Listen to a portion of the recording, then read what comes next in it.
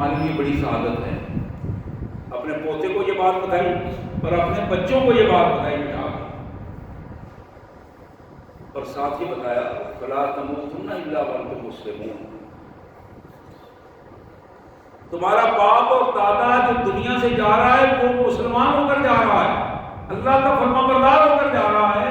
تو میں تمہیں بھی نصیحت کرتا ہوں تمہیں موت نہ آئے مگر اس حالت میں کہ تم اللہ کے فرما بردار بندے بن جاؤ. مسلمان ہو اور اپنے آپ کو اللہ کو کے سپرد کر کے اللہ کی فرما برداری میں اس دنیا سے جانا چاہتے.